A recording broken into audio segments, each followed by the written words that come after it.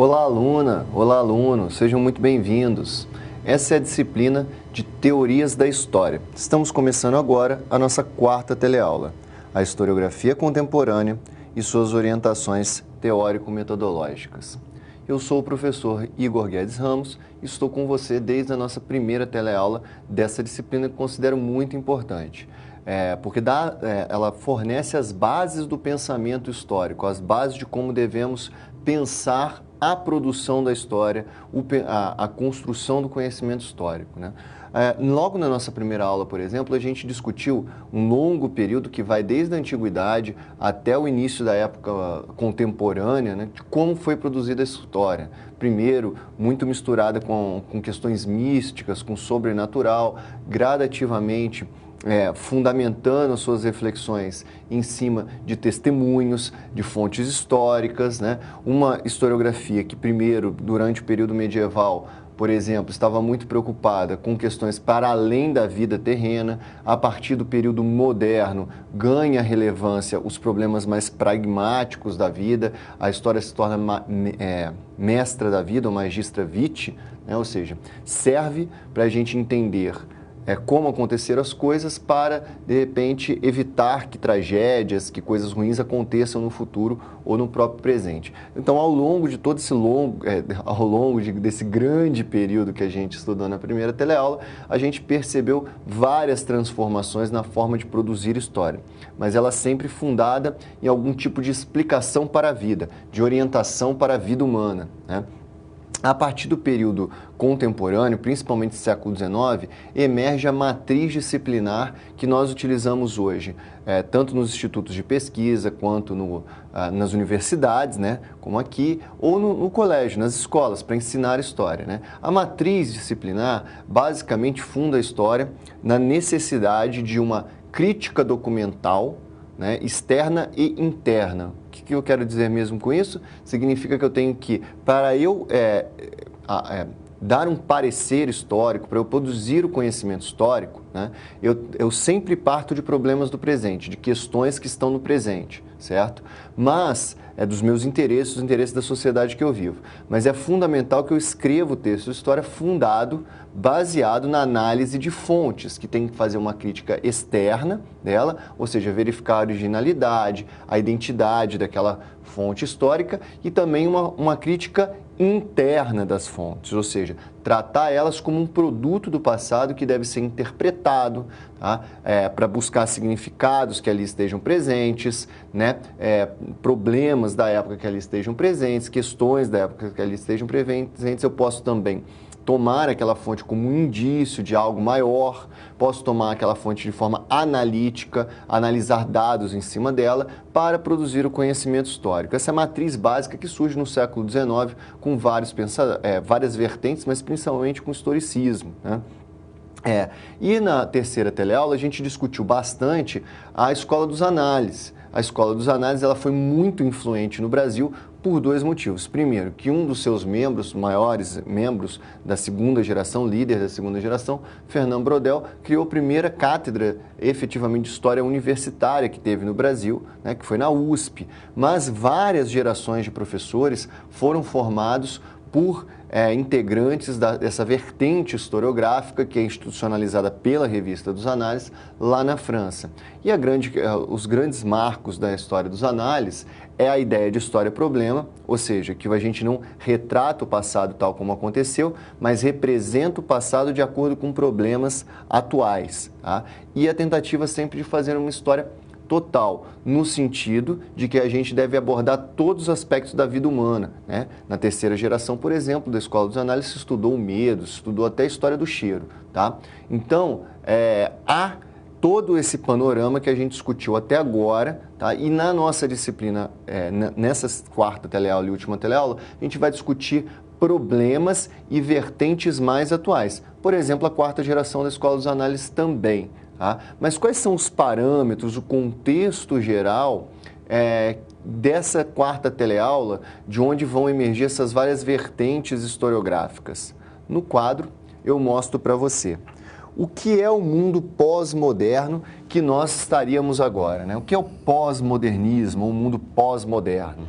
Eu trouxe duas características que a gente pode usar para meio que definir esse pós-moderno, que é muito confuso. A primeira, um mundo sem utopias viáveis. O que eu quero dizer com o fim de utopias viáveis? Não há a crença ou a expectativa concreta de um futuro, da construção de uma sociedade futura, tal como, por exemplo, existia até a década de 80, né? Aquele embate entre comunismo, liderado pela União Soviética, e capitalismo, liderado pelos Estados Unidos, né? Tem até um famoso livro do Fukuyama, né? O Fim da História, porque, afinal de contas, acabaria todas as utopias viáveis com a queda do Muro de Berlim, né? E agora a história estaria estável, só coisas bobas iriam se alterando. Ele escreveu isso no final da década de 80 e início da década de 90. A gente viu que aconteceu muita coisa grave e séria de lá para cá, tá? Mas utopias viáveis, construção, projeção de uma sociedade, é muito difícil se dizer que tem. Isso seria uma das características do pós-modernismo, tá? A falta de um horizonte de expectativa, de utopias que poderiam ser concretizadas e que movessem grandes grupos humanos, parcelas, sociedades inteiras em rumo da construção desse futuro. Isso, de certa forma, não existe mais. Outra característica da pós-modernidade que eu aponto no quadro é a interdisciplinaridade. Aí é uma questão mais epistemológica, né? Ou seja, da ciência, menos da sociedade, tá? O que é a interdisciplinaridade? É pensar um fenômeno estudado por múltiplas disciplinas. Porque durante muito tempo, o que se imaginou, o que se produziu desde as matrizes historiográficas, das matrizes das diversas disciplinas que surgem principalmente no século XIX, né? Todas as faculdades e áreas do conhecimento, século XIX e XX principalmente, você acredita que cada fenômeno, cada coisa que acontece no mundo deve ser estudado por uma disciplina específica, né? Os órgãos dos animais, por exemplo, pela biologia, o homem no tempo, a história e assim por diante. E o que se pensa cada vez mais hoje é que um fenômeno deve ser estudado por várias disciplinas, porque um mesmo fenômeno, por exemplo, a humanidade, né, o ser humano no tempo, ele tem aspectos que são tanto abordados pela biologia, pela sociologia, pela história, pela economia, por várias disciplinas. Então, a interdisciplinaridade do conhecimento é também uma característica desse contexto geral que a gente pode chamar de pós-modernidade e do qual a gente vai discutir as várias vertentes historiográficas que fazem, de certa forma, parte dessa nova época da contemporaneidade, da história contemporânea.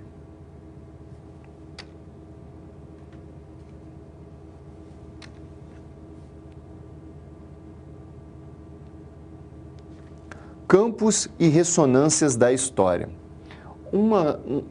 A contemporaneidade, a história na contemporaneidade, nos últimos 40, 50 anos, ela tem uma característica que para alguns historiadores é muito ruim, que é a sua fragmentação, tá?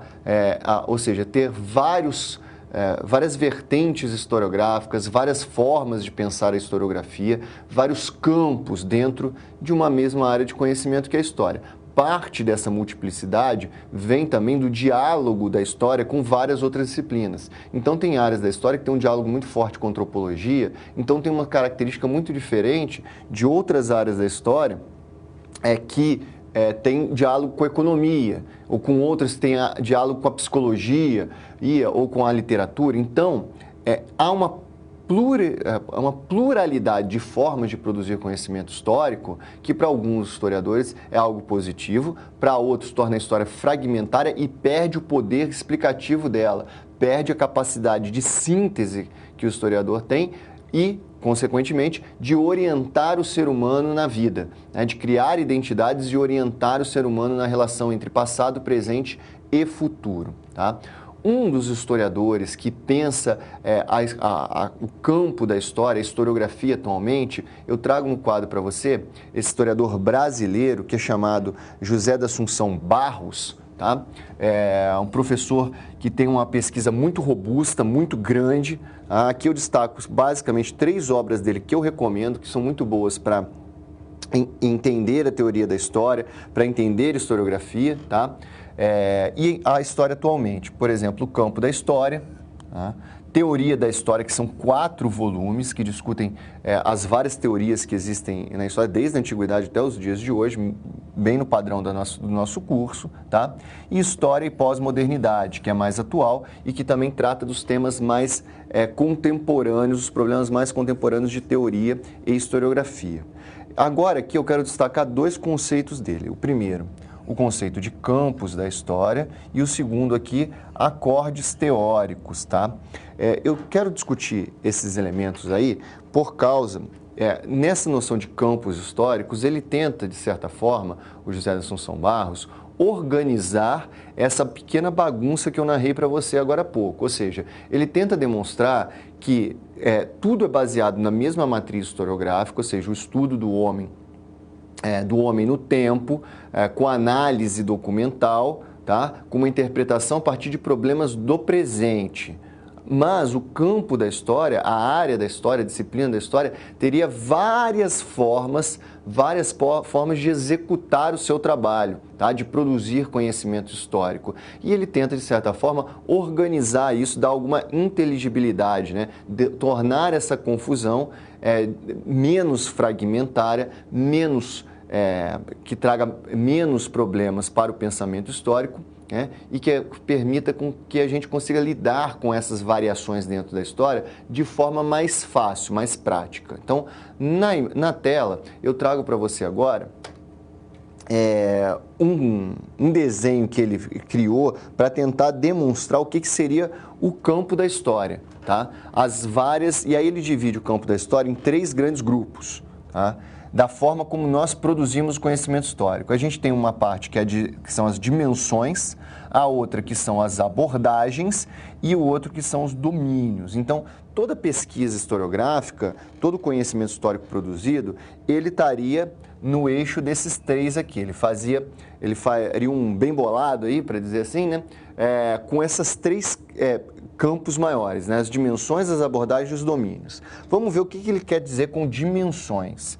Dimensões é que você pode fazer uma história focada em aspectos, por exemplo, econômicos, outra focada mais em aspectos demográficos, tá? Uma da cultura material, por exemplo, outra mais focada na questão da história social.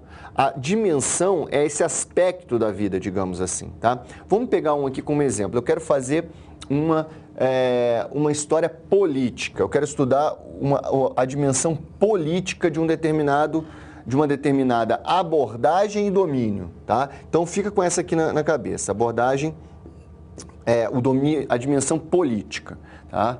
Agora vamos para a parte da abordagem. O que significa abordagem? Significa, por exemplo, com relação ao tipo ou tratamento da fonte. Como que eu vou tratar a fonte? Qual que é o campo de observação? Qual que é a metodologia que eu vou utilizar, né? Forma como eu abordo a fonte, tá? Ou campo de observação. Por exemplo, eu posso fazer uma história política quantitativa, tá? Trabalhar fontes quantitativamente para avaliar quais são os padrões eleitorais de um determinado país, como cada região vota em determinadas campos políticos, tá? Ao longo da história, se isso muda ao longo da história ou não, de acordo com os números maiores das eleições. Então, veja, eu estou fazendo uma pesquisa na dimensão política junto com uma abordagem da história quantitativa. Ou eu posso fazer uma história oral, tá? Vamos manter a dimensão política ali e pegar aqui uma história de tipo oral, ou seja, eu vou fazer entrevistas com pessoas para entender como elas pensam a política, tá?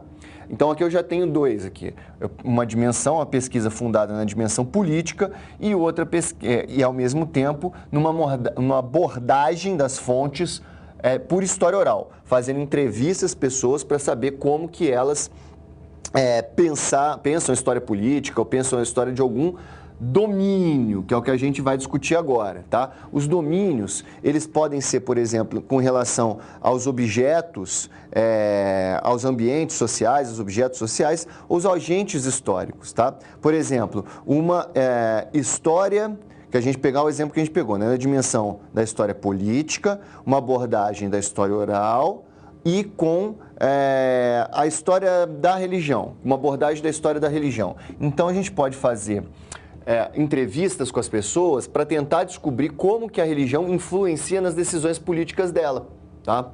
Então, você juntou uma dimensão política, de história política, com uma abordagem de história oral e com um domínio, com uma área envolvendo a religião, tá? Ou você pode vir e pegar uma da história das mulheres, por exemplo, aqui, ó, tá?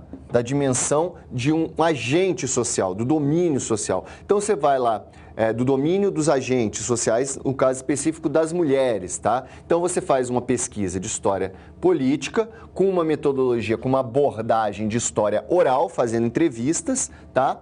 E o seu domínio vai ser do agente mulheres, tá? Da história das mulheres. Ou seja, você pode ir lá fazer uma pesquisa só com mulheres para entender como que elas tomam suas decisões de voto. Você pode comparar uma geração com outra, né? Pega a avó, a mãe e a filha, né? Então você pega 3 gerações e faz uma análise a partir de como que elas tomam as suas decisões políticas. Então veja, o que o José Assunção Barros tenta fazer nessa discussão é tentar dar uma organização para os vários campos da história, tá? As várias áreas, abordagens e domínios que nós utilizamos para produzir conhecimento histórico, tá?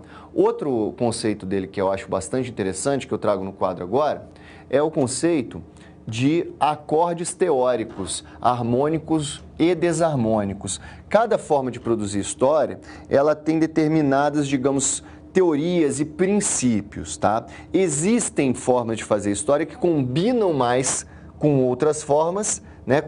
Com outros paradigmas e algumas que não. Vamos pensar aqui, vamos pegar o exemplo aqui do paradigma evolucionista. O paradigma evolucionista do século XIX está muito ao positivismo, tá? O paradigma evolucionista acredita que os seres humanos estão evoluindo, tá? Evoluindo universalmente, independente de onde esteja no mundo. Os seres humanos, como humanidade, né, está sempre evoluindo. O positivismo histórico, o paradigma evolucionista está em várias disciplinas, várias ciências, não está só na história, está na biologia, nesse momento está em vários, tá? O positivismo absorve digamos, esse princípio teórico, tá? Com Augusto Comte, por exemplo, mas com historiadores também, e começam a tentar explicar a sociedade humana com um padrão único de desenvolvimento, com uma lei de ação.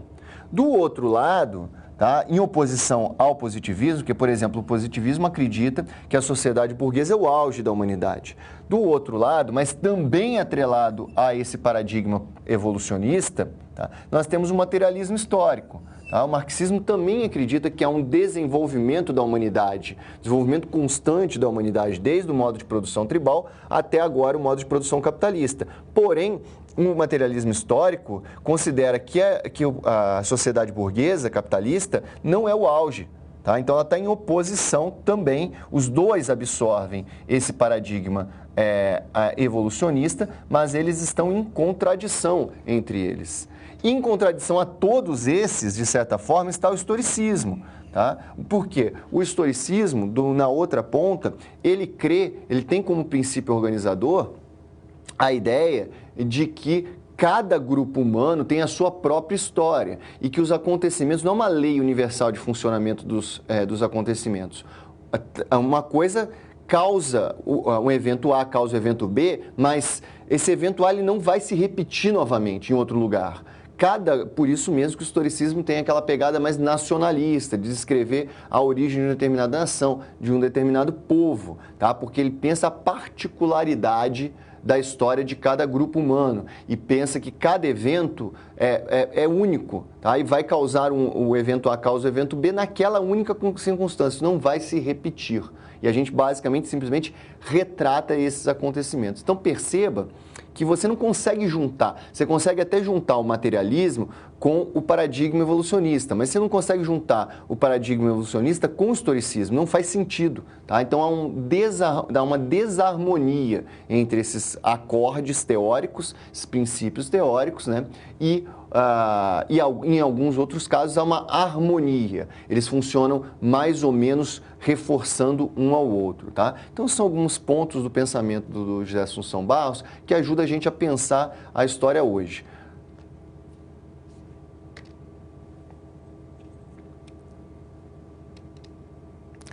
as contribuições antropológicas. A antropologia é uma disciplina que a gente já comentou em outros momentos, que ela tem há um diálogo constante com os historiadores. Tá? Na década de 80, surge uma nova forma, digamos, de dialogar com a antropologia, porque a antropologia também está mudando. A antropologia nos anos 80 perde um pouco as características do estruturalismo do Claudio Lévi-Strauss e que estava presente no Fernando Brodel lá na década de 60 e adquire uma outra preocupação em analisar os significados das ações humanas, como que os seres humanos dão significados para suas ações, ou o contrário, né? Como que as nossas ações ocorrem por causa de um significado que está intrínseco a elas, tá? E aí a gente destaca dois pensadores. Primeiro que eu trago no quadro, Clifford Geertz, tá? Esse senhor aqui, já falecido, infelizmente, em 2006, duas obras que eu recomendo dele. Primeiro, A Interpretação das Culturas, uma obra mais antiga, de 1973, que é uma coletânea de artigos que você encontra com certa facilidade, é muito importante para entender o pensamento dele. E O Saber Local, tá? O Saber Local é talvez a mais atual dele, uma das mais atuais dele, e que também ajuda você a entender até o movimento do pensamento dele. Tá? Dois conceitos que eu quero chamar a atenção, que está no pensamento do Geertz para você, é a noção de ler a cultura, tá? Ler a cultura das pessoas, e o outro é a descrição densa. Tá? Mas o que seria isso? Ler a cultura e fazer a descrição densa. O Ginsburg, o Clifford Geertz, o Ginsburg é outro, é o historiador. O Clifford Geertz, o antropólogo, ele faz uma leitura das ações humanas, ele toma as ações humanas como um texto, as práticas, os costumes, os comportamentos como um texto, em que você precisa ler esse texto para interpretar as ações e achar por trás dela os significados. Por exemplo, ele estuda muito a rinha de galos no baile. E ele tenta demonstrar que as práticas, as ações, os costumes desse ato, que claramente é um ato ruim, né, fazer rinhas com galos, mas ele está fazendo uma análise de uma cultura, tem todo um significado social por trás daquilo. Né? As características de cada integrante, a forma como se dá o jogo, tem todo um significado social. Tá? Inclusive de enfrentamento entre grupos sociais distintos que ocorre dentro daquele jogo, né? Daquele jogo violento, mas para eles um jogo normal. Então ele tenta entender os significados, o que significa cada ação, cada gesto, cada palavra, como isso orienta as ações nas rinhas de galo. Tá? E a outro elemento que ele traz para a gente é a questão da descrição densa. Você só consegue explicar isso se você fizer uma descrição densa, ou seja, se você explicar no detalhe o significado de cada prática, de cada ação. A gente pode transportar isso para as torcidas de futebol no Brasil. Por que cada torcida tem um mascote? Qual que é o significado daquele mascote para aquela torcida? As cantorias? Por que determinadas piadas ofendem tanto um outro time? Por que determinadas piadas são efetivas contra um time e contra outro time elas não são? Tá? Qual que é o significado, então, que está por trás dos discursos, das piadas, dos comportamentos dos times de futebol? Tá? Que ajuda a entender por que as pessoas fazem o que fazem. Tá? Então, a ideia dele é esse. Você interpreta as ações como se fosse um texto para buscar os significados e depois você tem que explicar densamente isso, senão você não consegue entender. Tá? Essas são duas noções. Avançando no quadro mais um pouco, você tem as contribuições antropológicas da Mary Douglas. Tá? Quem é a Mary Douglas? A Mary Douglas, essa senhorazinha aqui, ela escreveu duas obras que eu considero interessantes para ler e entender o pensamento dela: O Mundo dos Bens, tá? E Como as Instituições Pensam.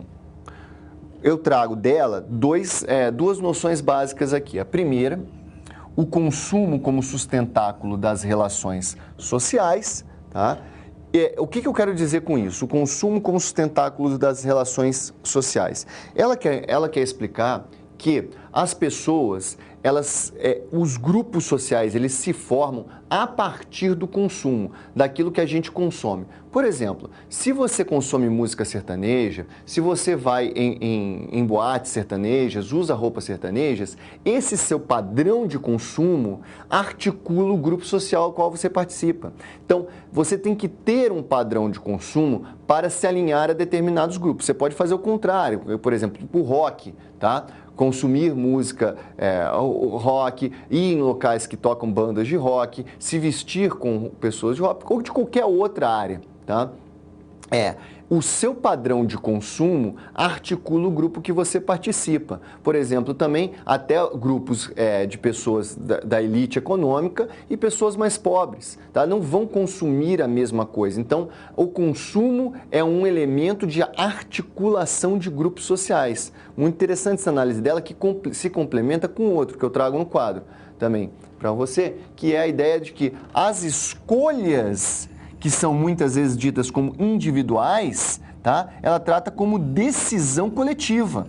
Tá? Ou seja, não é necessariamente você que determina todas as suas escolhas, porque é o grupo que você participa que vai acabar determinando o seu padrão de consumo, tá? Que vai orientar o que você vai consumir para fazer parte dele. Então, nem todas as decisões são decisões puramente individuais, principalmente nessa área de consumo, nas áreas em geral, tá? Você vai ter que escolher de acordo com um padrão já estabelecido pelo grupo para que você participe daquele grupo. Então, as decisões não são puramente suas, mas elas são mais coletivas. Aqui a gente tem, então, dois antropólogos que deram muitas contribuições à historiografia, principalmente a partir da década de 80. Adiante, a gente vai ver pensadores, historiadores que absorveram as discussões culturais.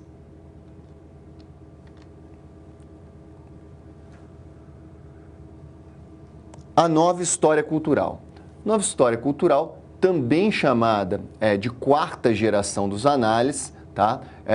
Que é aquela que depois, que começa em 1889, tá? A gente discutiu na aula anterior até a terceira geração dos análises, e um dos principais líderes da quarta geração dos análises, e até hoje, é esse que eu trago no quadro para vocês, uma figurinha carimbada aqui no Brasil, que é o Roger Chartier. Né? O Roger Chartier, por que carimbado aqui no Brasil? Porque ele dá várias palestras aqui na região, ele é bastante conhecido. Eu trago para você aqui 3 obras dele. A primeira, A Beira da Falésia. Para entender o pensamento teórico dele, eu recomendo essa daqui, que é um conjunto de artigos que fazem análises teóricas e também análises historiográficas. Analiso como que foi a produção historiográfica nos últimos 50 anos aí. Considero bastante interessante. Outra obra dele que já é mais de historiografia mesmo, é Práticas da Leitura, porque ele é muito conhecido também por analisar a história da leitura, como nós fazemos a leitura de textos ao longo da história, que ele demonstra que muda muito isso. Tá? E, finalmente, aqui uma mais de história social, que é as origens culturais da Revolução Francesa, né? Que estuda como que a Revolução Francesa vai se desenvolver os elementos culturais que permitem o desenvolvimento da Revolução Francesa, porque muitas vezes a gente só fala da Revolução Francesa a partir de critérios econômicos, né, e sociais. Ela acontece por causa da repressão camponesa, pela caristia e tudo mais. Ele vai fazer uma análise dos elementos culturais que levam à Revolução Francesa. No quadro, eu trago para você alguns pontos dele. Primeiro, ele faz uma grande crítica ao marxismo. Por quê? Porque ele considera que a cultura não é uma superestrutura, tá? Ele vai dizer mesmo que a cultura está imbricada na realidade social. Tá? Ou seja, ele diz mesmo que a economia é construída a partir de elementos culturais, de representações de mundos e de práticas, de costumes. Então é a crítica que ele faz ao marxismo, porque o marxismo coloca a cultura como superestrutura. Tá?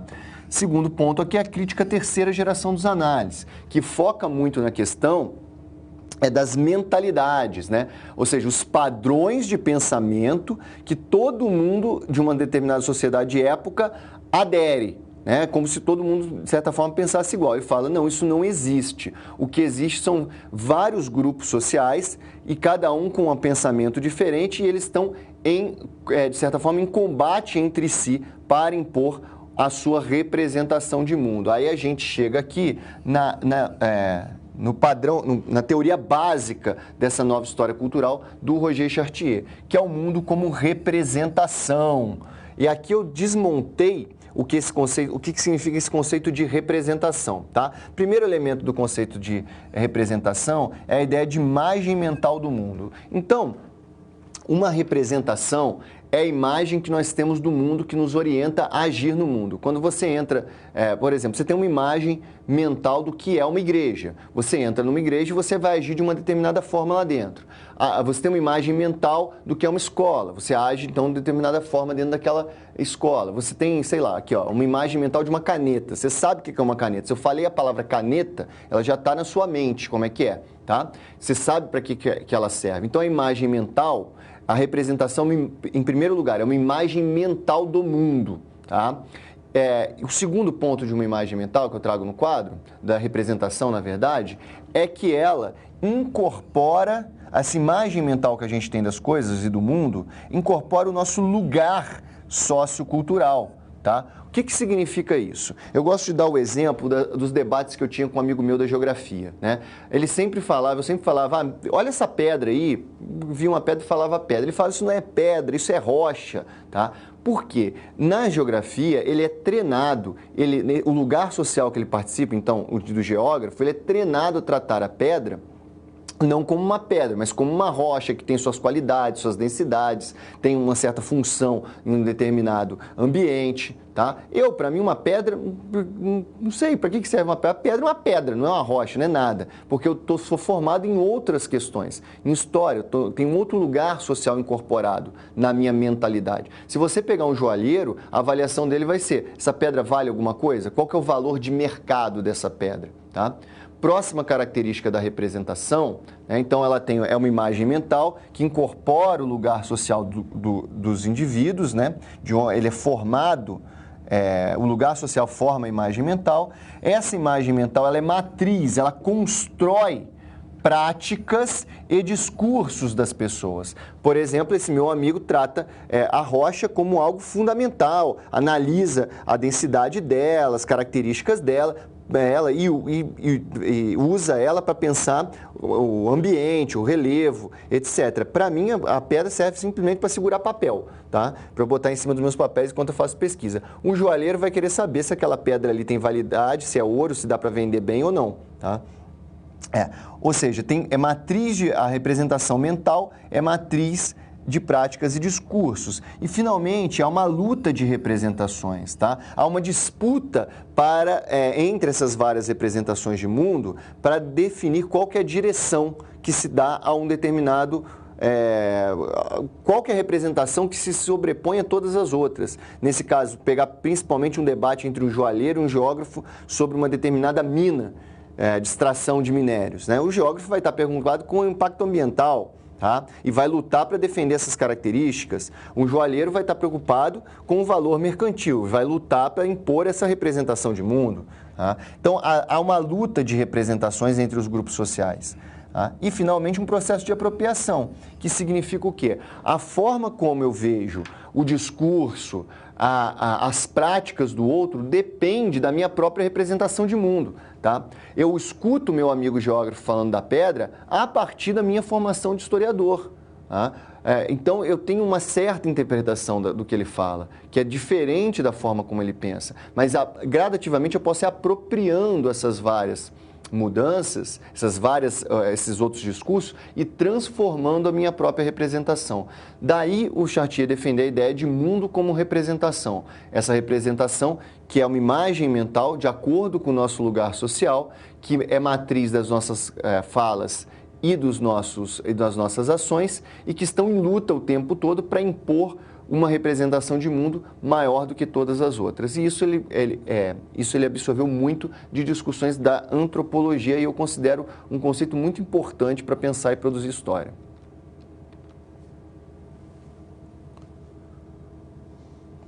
O fenômeno da seca no Brasil. Certamente, quando eu falo de seca, já deve vir uma imagem na sua cabeça, né? E os problemas da seca no Brasil. Talvez você pense no Nordeste, porque a gente desde pequeno ouve essa questão sobre a seca no Nordeste. Mas você já parou para pensar que tem seca no Sul e no Sudeste também? Há poucos anos atrás, o São Paulo estava passando por escassez hídrica, né? Teve que fazer racionamento forte. Então, a seca é uma questão que pega o Brasil inteiro, mas a gente tem algumas imagens mentais que foca, por exemplo, a seca no Nordeste. Tá? E por que esse é um tema bom para a nossa situação problema? Vamos no quadro que eu te explico. Tá? Pense nessa seguinte situação. A seca no Brasil é explicada apenas por um fenômeno natural? Só uma questão natural de algum espaço geográfico? A seca deve ser estudada apenas pelas ciências naturais? Só o geógrafo deve estudar a seca, por exemplo? Tá? Ou seja, como eu disse, você tem uma imagem mental da seca nesse estado aqui, tá? Nessas condições aqui, de muita miséria e muitas vezes associada à questão do Nordeste. Mas, por exemplo, ao longo dos anos, durante o período colonial e parte do Império, o Nordeste era uma das regiões mais pujantes do Brasil, mais ricas do Brasil. Tá? E ele já tinha seca lá. Tá? Só que havia mecanismos, digamos assim, de superar essa seca, e existem mecanismos até hoje de superar essa seca, produzidos pelas próprias pessoas no cotidiano delas lá. Isso não quer dizer que eles não sofram mais ou menos. Tá? Sofriam, claro, mas não era um problema central em determinada época do Brasil, em determinada época da história do Brasil. E, por outro lado, nós tivemos secas em vários outros lugares, como eu comentei para você. O estado de São Paulo passou por uma crise hídrica há pouco tempo, tá?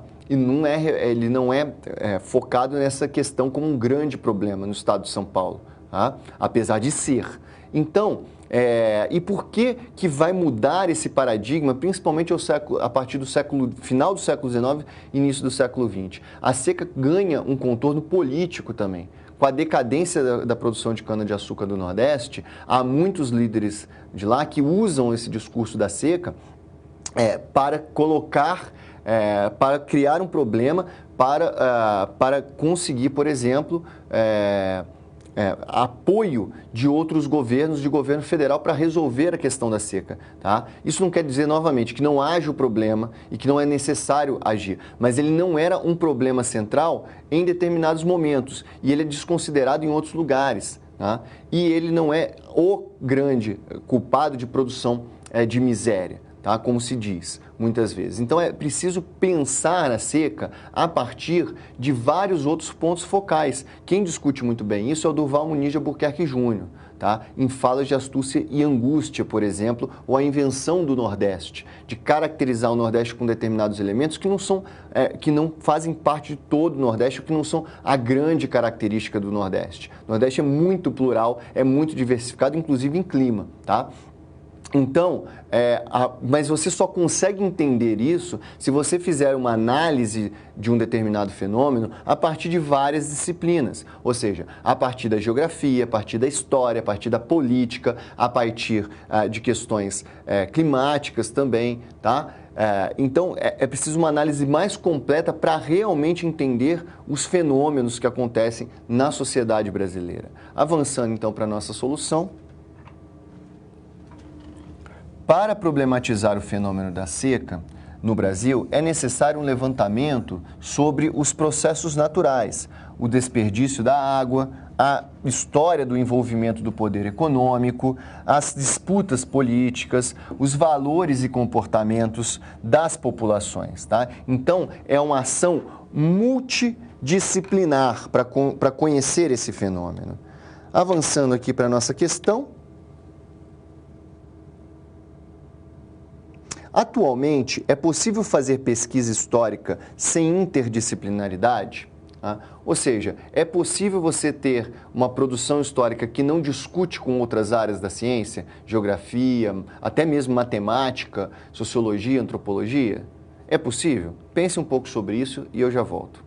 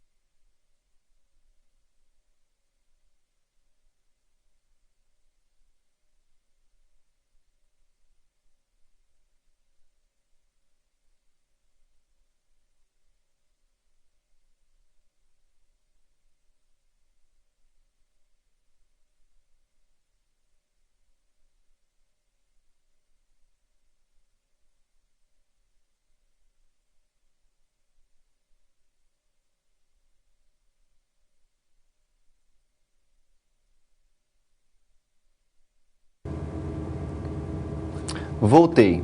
E aí, pensou? É possível hoje produzir história sem interdisciplinaridade? Bom, eu vou contar um causo lá da década de 70 para você. Tá?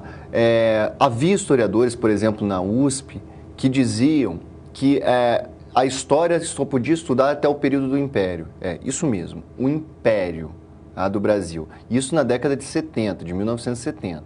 Tá? Porque o resto daqui do Império para adiante, era tudo discussões políticas. Dizia também que esse conceito de latifúndio que alguns historiadores começavam a utilizar era algo inútil, roubado da sociologia, que não servia para a história, para explicar a história. Bom, isso era como alguns historiadores pensavam em 1970. Hoje, o conceito de latifúndio está completamente incorporado nas análises históricas, porque nós não fazemos simplesmente narrações de fatos, eventos e acontecimentos, tá? Existe história do tempo presente, inclusive, tratando de temas muito próximos de nós, tá? Porque há uma outra forma de se pensar a história. Hoje a história ela está aberta a outras disciplinas, auxiliando outras disciplinas a tornar a explicação mais complexa, ao mesmo tempo que absorve conceitos de várias disciplinas. Por exemplo, o conceito de latifúndio, que nem necessariamente veio da sociologia mesmo, tá? Vários historiadores aperfeiçoaram esse discurso, tá? Esse conceito. De qualquer jeito, hoje eu acho improvável, impossível você não utilizar mecanismos de outras disciplinas para pensar história.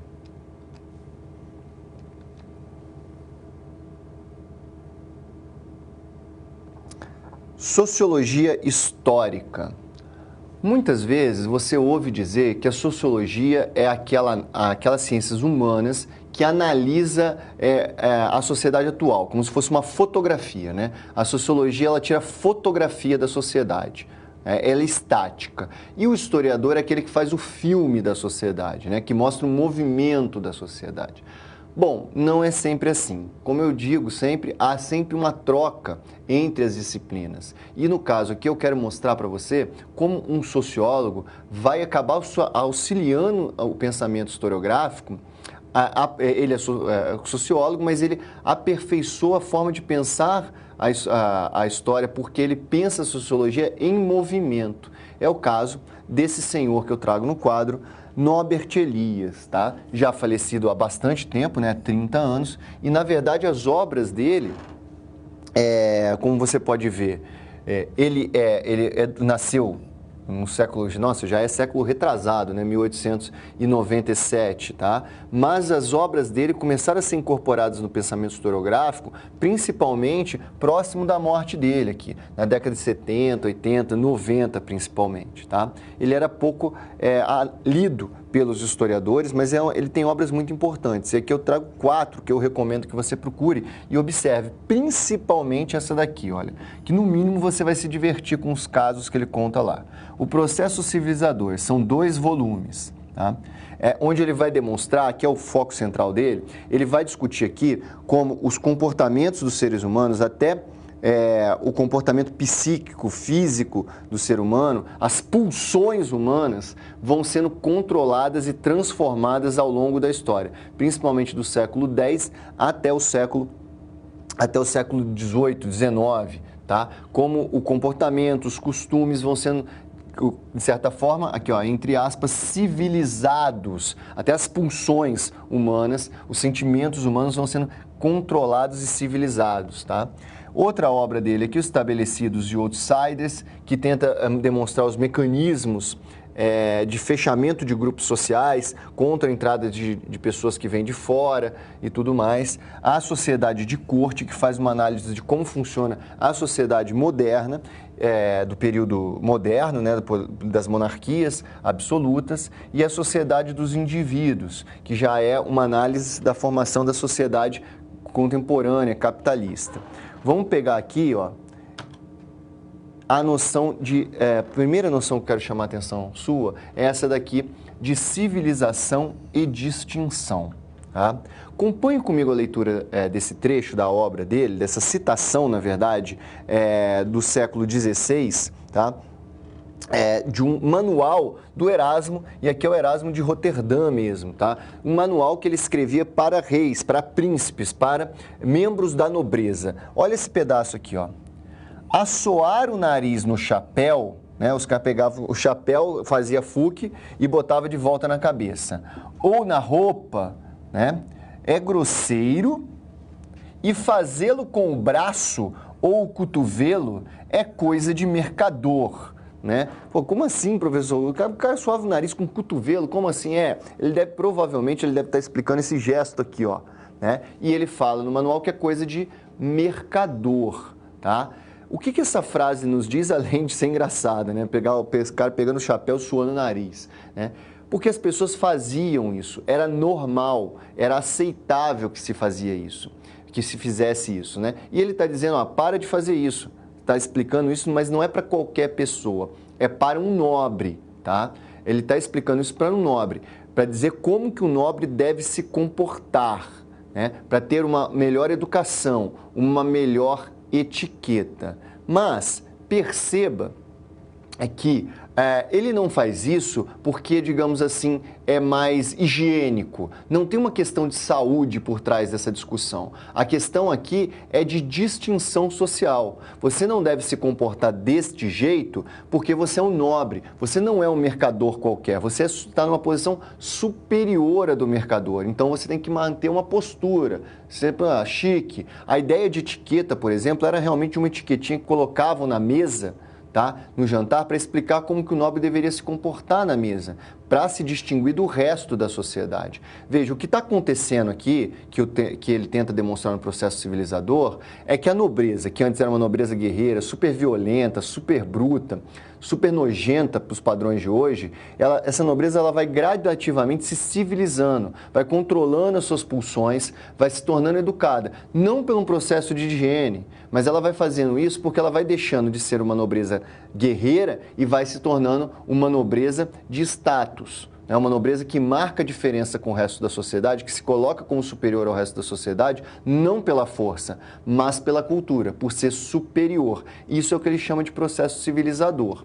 No quadro, eu trago para você uma outra análise dele, que eu acho muito interessante, que é a noção de configurações sociais. Tá? Ele vai dizer, olha, comparando duas sociedades, a sociedade burguesa do século XIX com a sociedade monárquica, por exemplo, do Luís XIV, né? Sociedade moderna, né? Essa sociedade aqui monárquica, as características dela, há uma configuração social, um determinado tipo de comportamento. Em primeiro lugar, as pessoas não são pensadas como indivíduos separadamente, elas são pensadas como grupos. O clero, existe os plebeus, existe os nobres, tá? Os nobres e o clero estão numa posição de superioridade, inclusive pelo processo de distinção social do processo civilizador que eu acabei de explicar, tá? Mas mais do que isso, os valores que fundam essa sociedade moderna, monárquica, por exemplo, o valor de que o trabalho é algo ruim. O nobre, nesse momento, o nobre é aquele que não trabalha. Nessa sociedade, o trabalho não enobrece o homem, tá?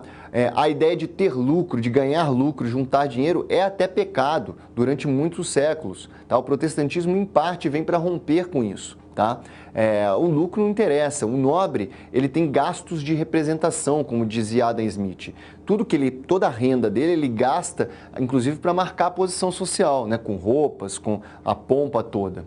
A outra sociedade capitalista é completamente diferente, tá? Porque ela é uma sociedade dos indivíduos. Agora começa a se avaliar o indivíduo e não o grupo social que ele faz parte, apesar de que forma-se ali a classe burguesa, né? Se diz que é em cima do indivíduo, mas o que opera é uma classe burguesa que se destaca das outras. Mas, de qualquer jeito, toda a configuração dessa nova sociedade de valores mesmo, por exemplo, a partir dali o trabalho enobrece o homem, o lucro é visto como uma marca de Deus, né? Aquele que consegue trabalhar e enriquecer, ter lucro, significa que ele foi escolhido lá atrás por Deus para ir para o céu já. Então há uma outra configuração, né, completamente diferente da anterior. Então a análise dele dessa noção de configuração também é bastante interessante para comparar uma sociedade com a outra, tá? Então, assim, há duas características aqui nessa sociologia histórica, né? Ela mostra o processo histórico e, ao mesmo tempo, que ela tenta fazer uma analítica das sociedades também, né? Isso tudo ajuda o historiador a pensar de forma mais analítica e menos simplesmente narrando eventos e acontecimentos, mas analisar a sociedade, ao mesmo tempo que mostra para o sociólogo que é necessário pensar historicamente o processo, as transformações, e não basicamente tirar uma fotografia simples para compreender uma sociedade. É necessário entender a formação dessa sociedade.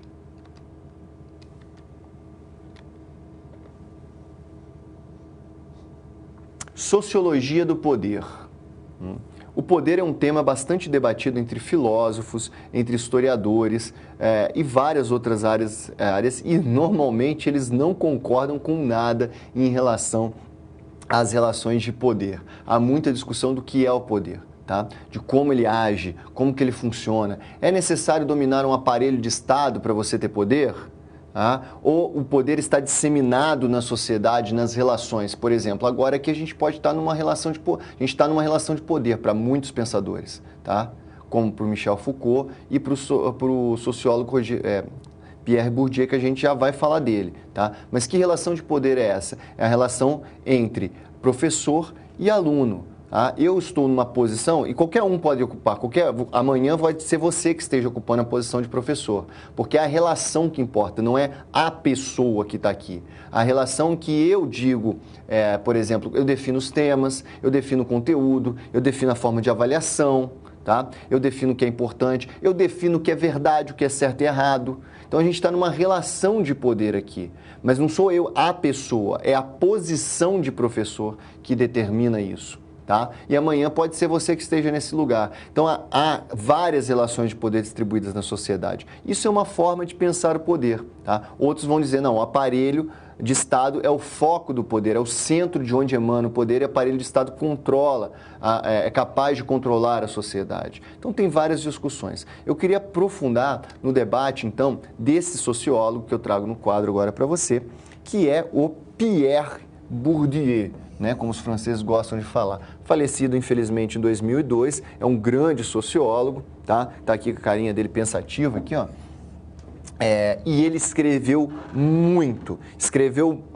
muito produtivo em pesquisas, em palestras, aulas, entrevistas, artigos científicos, tudo.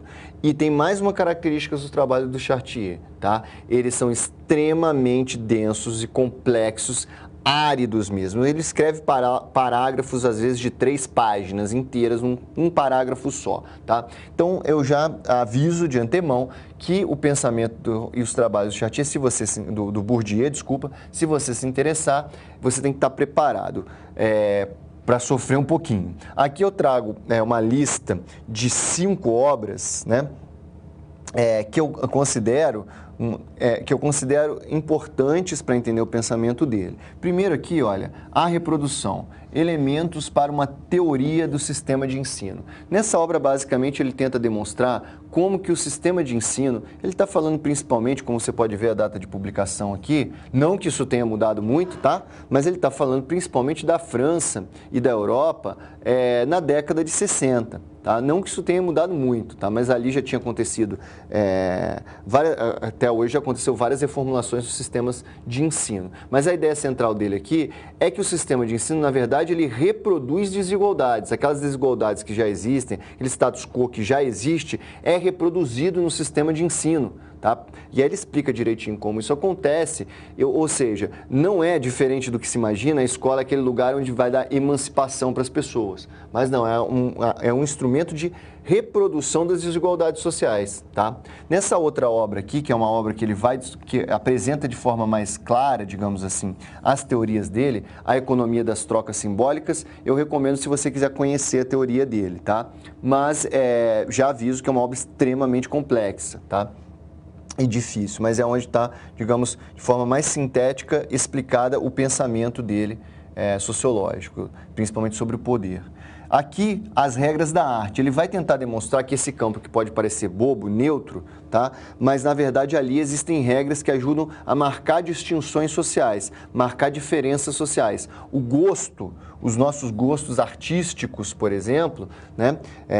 Eles definem qual é o nosso padrão de comportamento na sociedade, qual que é a nossa posição na sociedade, tá? E a arte, ela própria faz uma hierarquia a partir dos gostos que também marcam posições na sociedade. Eu vou pular para esse outro aqui de baixo, os usos sociais da ciência, de 2001, que tem essa mesma característica aqui das artes, que mostra como as ciências, os usos sociais da ciência, como a ciência também cria distinções sociais, cria hierarquias sociais, tá?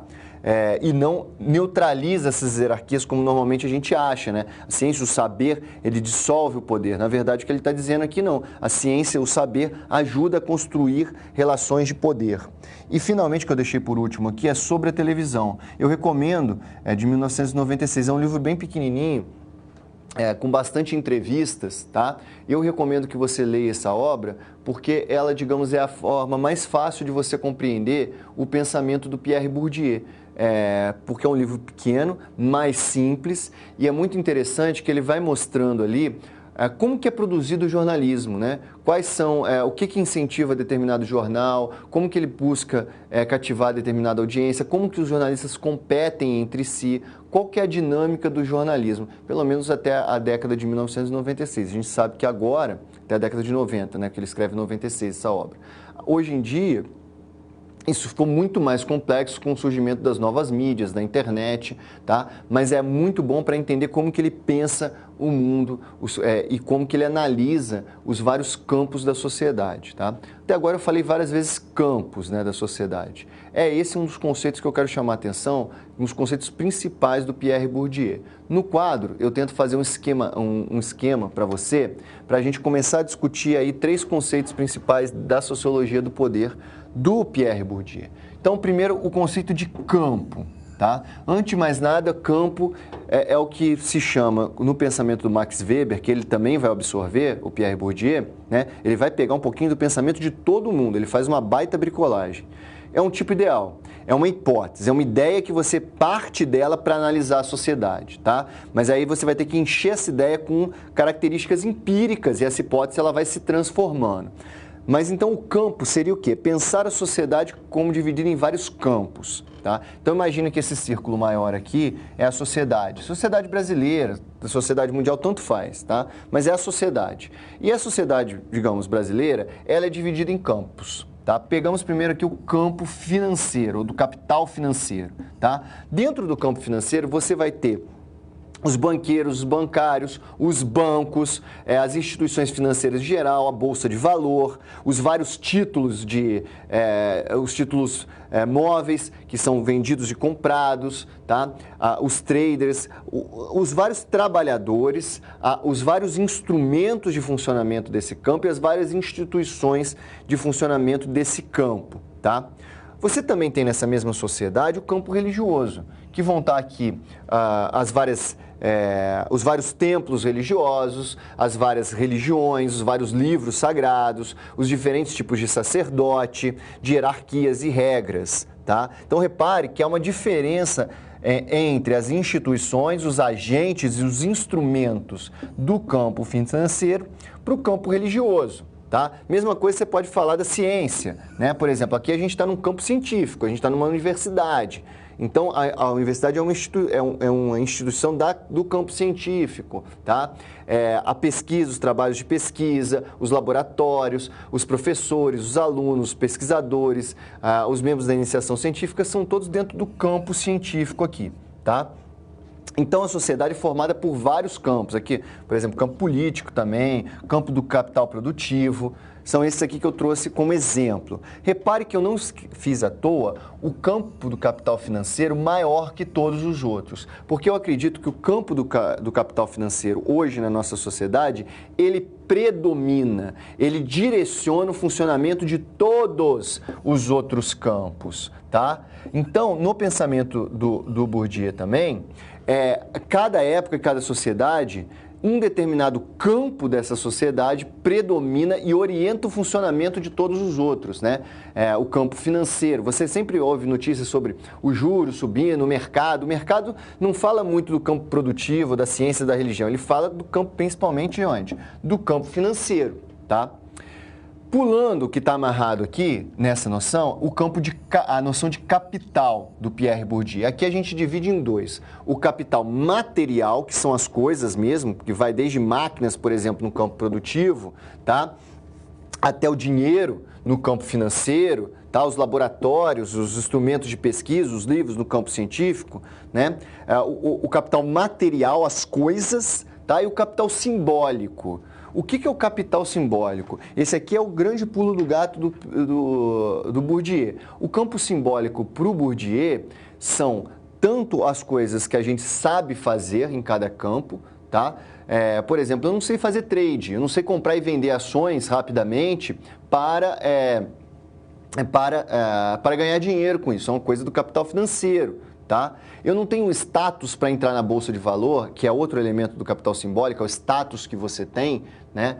Como que você é visto pelas pessoas do campo, né? Então, o conhecimento e o status, digamos assim, fazem parte do capital simbólico para entrar numa bolsa de valores ou dar uma palestra sobre capital financeiro. Tá? Mas eu tenho tanto conhecimento quanto status, né? Eu tenho o título de doutorado, né? Para estar aqui dando aula para você agora dentro do campo científico, dentro da área de história. Tá? Porque eu tenho esse know-how, eu tenho esse conhecimento, eu tenho esse status. Cada campo ali dentro é uma regra de funcionamento, um conjunto de capitais simbólicos e materiais que valem mais num campo e que não valem nada no outro campo. Tá? Então você vai também galgando capital simbólico dentro de cada campo para subir dentro desse campo. Então, há uma competição na sociedade entre os vários campos para ver qual campo predomina e dá a direção daquela sociedade, e dentro do próprio campo há uma disputa entre os agentes para subir na hierarquia daquele campo, né? Um grande trader, um grande capital, nem sei o nome, um grande investidor no campo financeiro, o dono de uma grande empresa produtiva no campo da produção, o Papa no campo religioso, um grande cientista, um Einstein no campo científico, eles têm capitais diferentes, eles têm voz diferente dependendo do lugar, tá? E por quê? Porque eles são treinados também de forma diferente. É o outro conceito que eu destaco ali no quadro, que eu esqueci de comentar, né? Até agora, na verdade eu não falei até agora, que é o conceito de hábitos. Que cada campo desse, desde pequeno você já é treinado dentro de um hábitos, né? Você é treinado a se comportar de uma determinada forma, você vai adquirindo esse hábitos e vai se comportando, né? E na vida adulta você já está bem concatenado em um determinado, bem construído, digamos assim, com um hábito de um determinado campo. Eu, por exemplo, do campo da história, do campo científico da história. Eu sou treinado a me comportar de determinadas formas e reproduzo isso constantemente. Tá? Então, essas são algumas das noções básicas aí do pensamento do Pierre Bourdieu.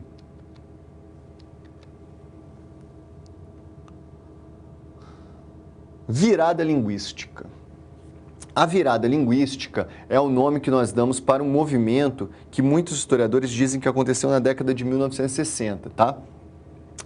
Foi o olhar tanto do pessoal da análise do discurso, da linguística, da literatura, começar a analisar a história, quanto alguns historiadores começar a usar a literatura, a linguística para analisar a sociedade ou para analisar a própria produção historiográfica.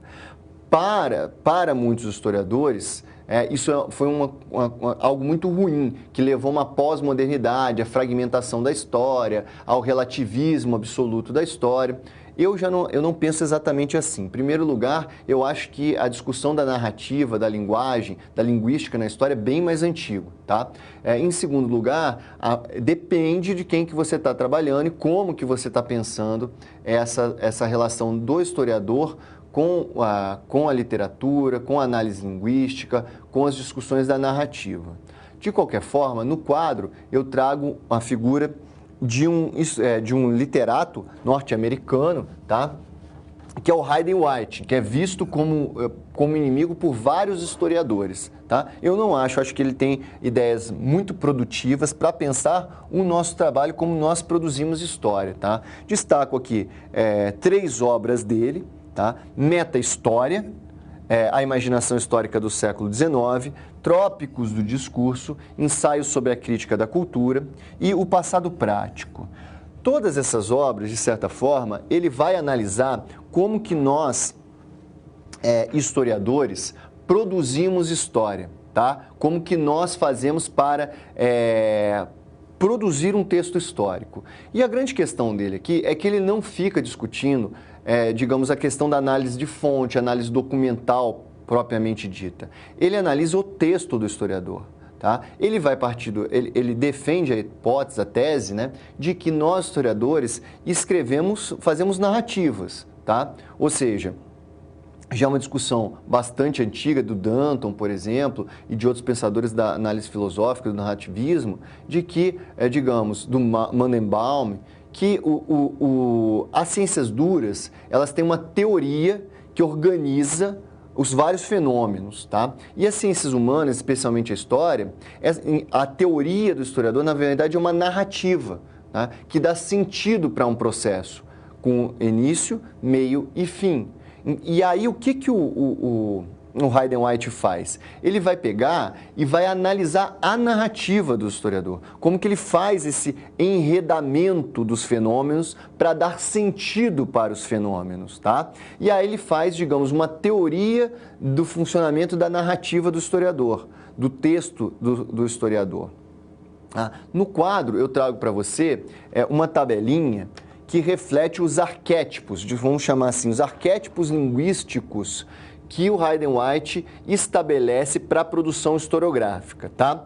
Então, uma das críticas que eu tenho a ele é que ele faz tudo 4x4, né? Então, tem 4 aqui tipos de arquétipo e cada tipo de arquétipo tem, 4 características, né? 4 possibilidades. Eu vou só dar um exemplo, vou pegar alguns desses elementos aqui para dar um exemplo de como é o pensamento dele, tá? Se você quiser se aprofundar no pensamento dele, recomendo que leia aquelas obras, tá? Que eu destaquei, que aí você vai entender melhor. Ou leia esse artigo que eu cito aqui do Ricardo Marques de Mello, que dá uma resumida, né, de onde eu tirei, na verdade, essa tabela aqui para facilitar a explicação, que dá uma resumida no pensamento do Hayden White. Mas vamos lá, ele vai dizer que a escrita do historiador, a gente vai usar uma sequência de tropo, tá? Tropo linguístico. A gente usa muito, por exemplo, a metáfora, compara uma coisa com a outra, para poder compreender o que são as coisas, né? Por exemplo, não sei, compara a classe burguesa com o trabalhador, para definir quais são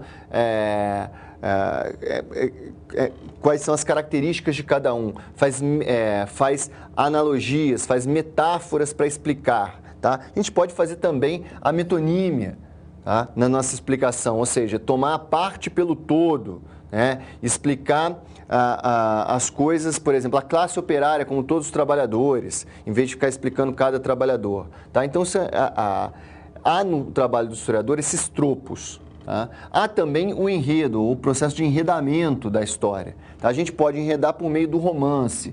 O romance normalmente é aquele processo em que você tem um grupo ou um indivíduo que vai vencendo barreiras e no final ele consegue chegar naquele ponto que ele queria, naquele objetivo que ele queria, tá? Você também tem a tragédia. A tragédia você vai vendo os vários agentes sociais disputando entre si e no final das contas acontece algo ruim que nenhum deles esperava, mas que era natural de certa forma, que era algo que já estava dado, que estava fadado a acontecer, tá?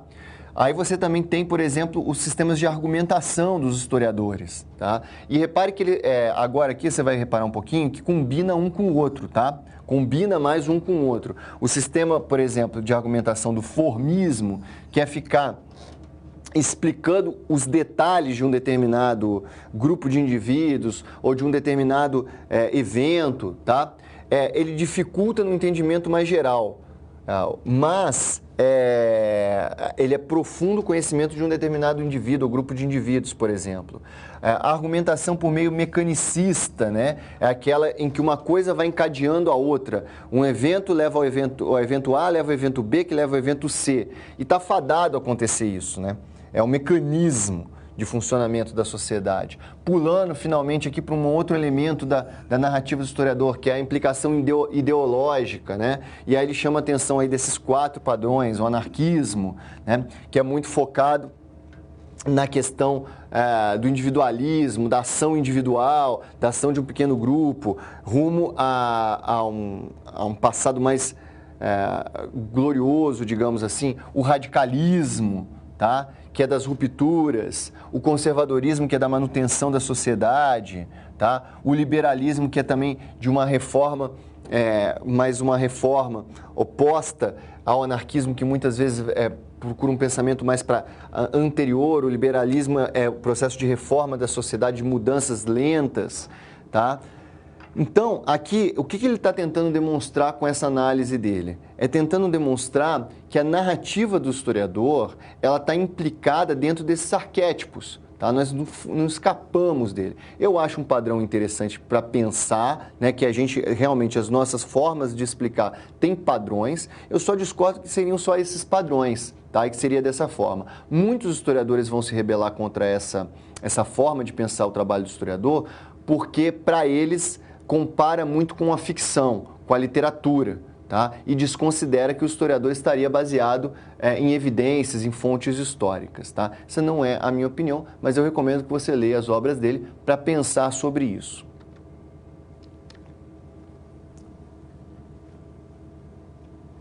Diversidade cultural na atualidade. Uma das coisas fundamentais que eu quero que você saia dessa disciplina sabendo, entendendo, é que o ser humano é um ser muito plástico, no sentido de que ele se transforma demais ao longo da história e de uma sociedade para outra. Há uma grande diversidade de possibilidades de ser do ser humano, tá? E essa nossa situação problema tenta mostrar isso, como há uma diversidade cultural. No quadro, eu faço a pergunta: é possível diversidade cultural? Ou seja, ter diferenças de forma de se comportar e de pensar, no mundo globalizado e civilizado atual, bastante padronizado, onde tem um padrão de consumo muito globalizado, universalizante, tá? Eu vou pegar um exemplo aqui, que eu acho bastante interessante, que eu tirei de uma revista, de um depoimento pessoal de uma mulher, tá? Acompanha comigo isso aqui, ó.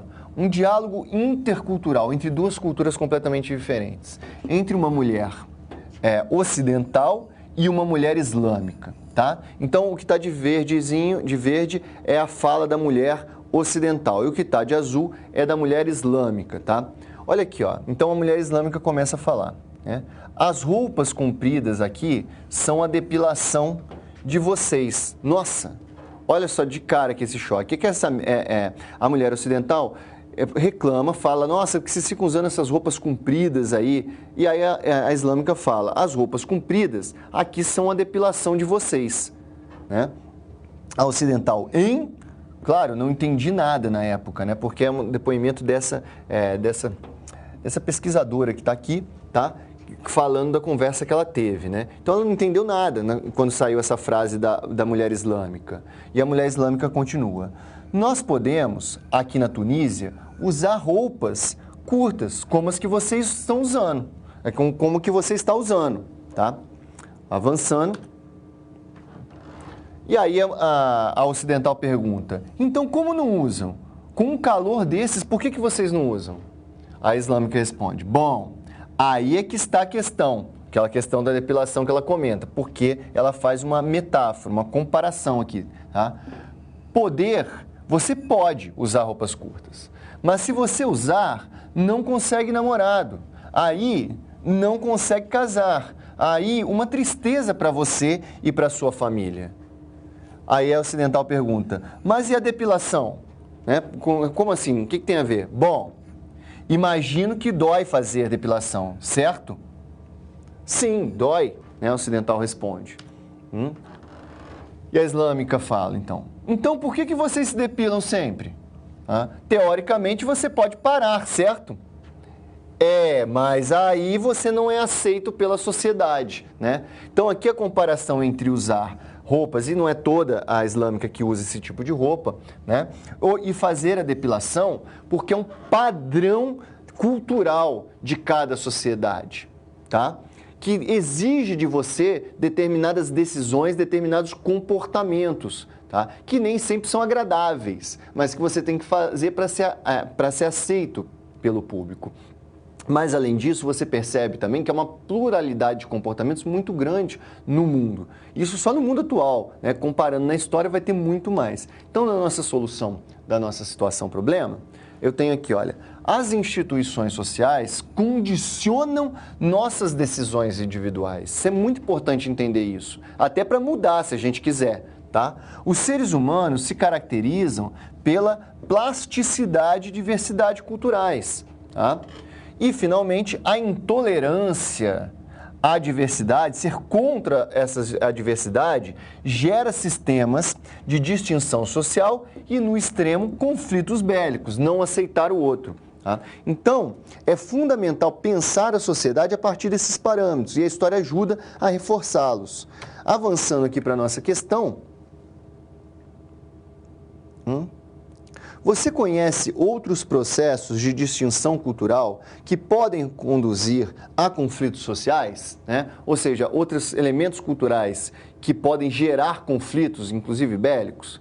Pensa 30 segundinhos aí, eu já volto.